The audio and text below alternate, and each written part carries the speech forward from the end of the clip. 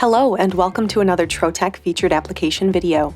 Today we are engraving a photo onto Trotec veneered wood. We will start by loading our cherry veneered wood into the laser and focusing. You can purchase this material at engraving-supplies.com. Next, let's drop our photo into Ruby. Since we're using a PNG, Ruby will automatically detect that it's a photo and convert the image to black and white. There's no need to do any kind of pre-processing to the photo. Ruby will immediately optimize it for engraving. We will just need to add a cut line with the trace feature and we are ready to go. Select the material and adjust any settings before you push the job to the laser.